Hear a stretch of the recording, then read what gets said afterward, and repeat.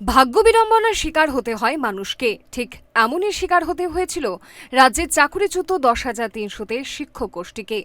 জীবনে নেমে এসেছিল লাঞ্ছনা আর গঞ্জনা। এই দুয়ের অভিঘাত চাকুরিচ্যুতদের একাংশকে নিয়ে গেছে জীবনের চূড়ান্ত সীমায়। বদলের যুগে বদলে গেছে তাদের জীবনধারা। জীবন মানেই লড়াই, কিন্তু লড়াইয়ের ময়দানে কি সবটাই টিকতে পারে? অন্যদের সঙ্গে চাকুরিচ্যুতি ঘটেছিল বিশালগড় আমবাগান এলাকার শিক্ষক বিধান দাসের। চাকুরিচ্যুতির যন্ত্রণাকে বুকে আগলে রেখে জীবন চলছিল খুঁড়িয়ে খুঁড়িয়ে। অনুরাগ আর বিতরাগের টানাপোড়েন সমান রেখায় চললেও অনুরাগ বেরিয়ে আসে তার সমহিমায়। পেশা ছিল শিক্ষাদান, বিনিময়ে মিলত অর্থ। নিয়তির উল্টো খেলায় রণে ভঙ্গ দিতে হয়েছে এই আবর্তকে। শিক্ষার প্রতি অনুরাগ থেকেই মনের কোণে নয়া ভাবনায় ভাসতে থাকেন বিধান দাস।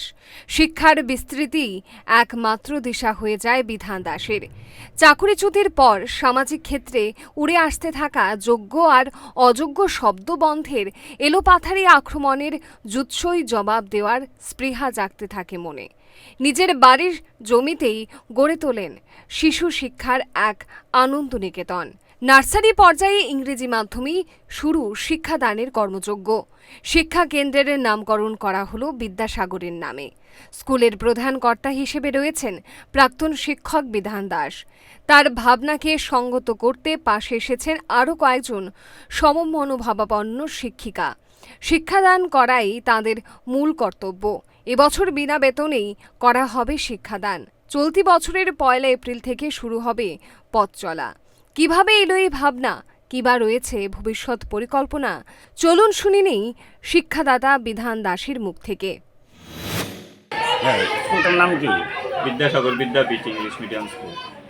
আপনি এখন কি চাচ্ছেন স্কুলের ডেভেলপমেন্টের বিষয়ে?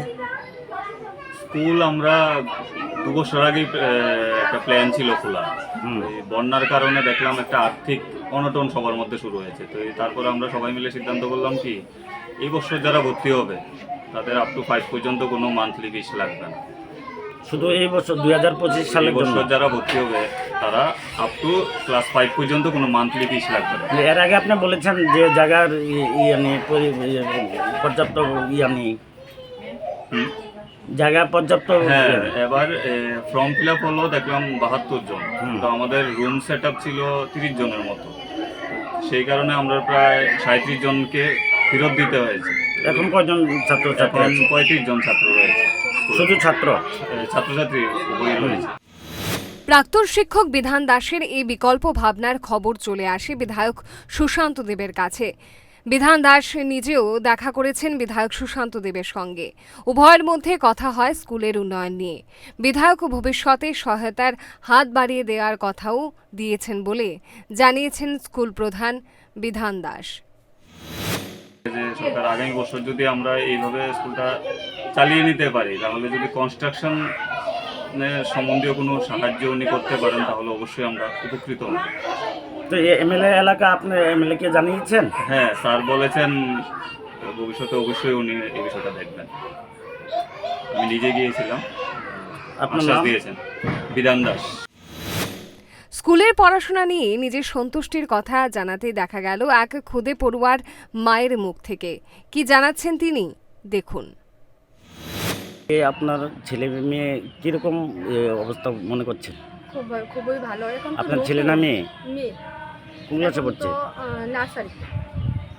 আপনারা ফ্রি পড়াচ্ছেন এখন? হ্যাঁ, কিভাবে চলছে স্কুল? খুবই ভালো। না, ফ্রি হলে কিভাবে চলবে? স্কুলে তো টিচাররা বেতন দিতে লাগে না?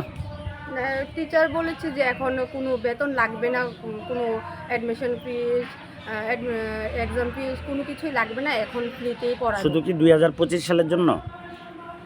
এটা তো স্যার তো বলেছে এখন ফ্রি, এই বছর ফ্রি, তারপরে নেক্সট ইয়ার থেকে হয়তো বেতন লাগতে হয়তো পারে। বা লাগতে পারে। নিজের বেঁচে বর্তে থাকার জন্য জীবনের প্রয়োজনীয় রসদ জোগাড় করে নিতে হয় সকলকেই।